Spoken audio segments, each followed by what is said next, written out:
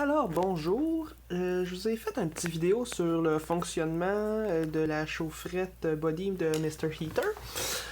Donc, ce qu'il faut savoir pour la faire fonctionner, c'est que on peut pas allumer la chaufferette directement comme ça. Il faut passer par un certain processus. Donc, la première chose qu'il faut faire, c'est allumer le pilote. Le pilote, on le voit, c'est aussi que je mets la tige en ce moment, c'est la petite flamme ici.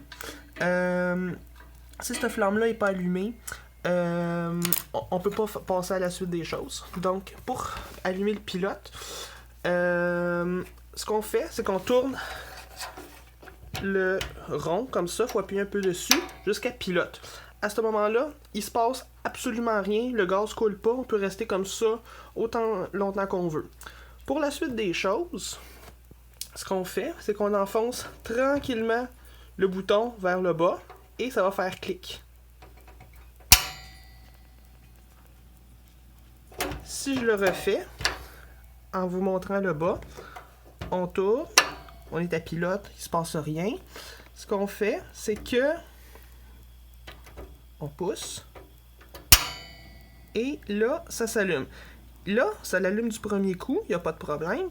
Si par contre, c'est un peu plus difficile, il va peut-être falloir le répéter quelques fois. Le truc, c'est de vraiment appuyer doucement pour que le gaz ait le temps de couler un peu et que on puisse, après, quand l'étincelle se fait, que le feu s'allume. Quand c'est fait, quand ça fait clic et que ça allume, il faut garder la main sur le bouton enfoncé vers le bas pour laisser le temps à la flamme de réchauffer la tige qui est à côté, qui va agir un peu comme chien de garde sur le fonctionnement de la chaufferette. Si cette flamme-là s'éteint, on peut plus, tout s'arrête. Donc, une fois que ça c'est fait, le manufacturier recommande d'attendre 15-20 secondes avant de passer à la suite des choses pour être sûr que ça soit bien réchauffé. Donc, une fois que ça c'est fait, on est prêt à allumer le brûleur principal.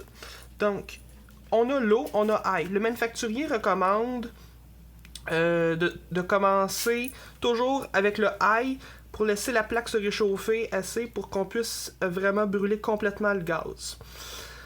Donc, ce qu'on va faire à ce moment-là, on appuie simplement et on tourne jusqu'au bout. Ça s'allume. On attend. Là, à ce moment-là, la plaque va devenir orange. Donc, en lien avec ce qui est recommandé par le manufacturier, il faut attendre que la plaque soit rendue complètement orange à ail en premier.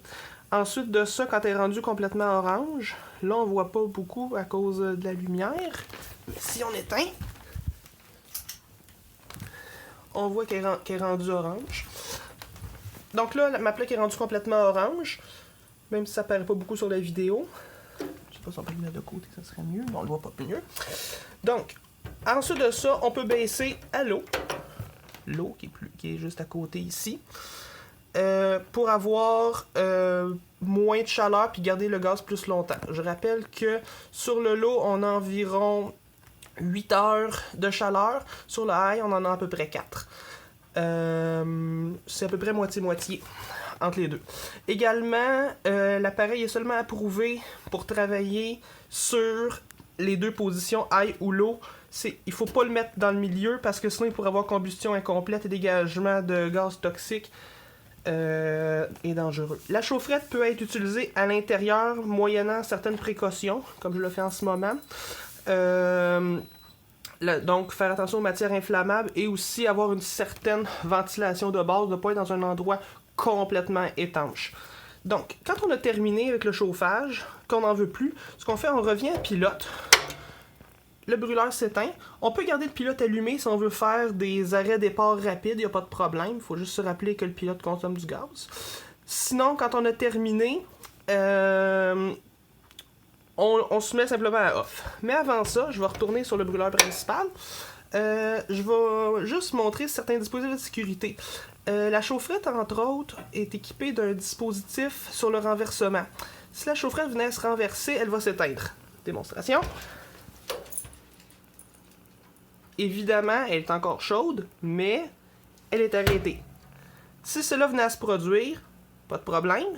On revient simplement au pilote. On le rallume,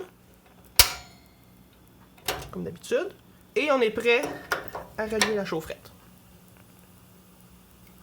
Tout simplement.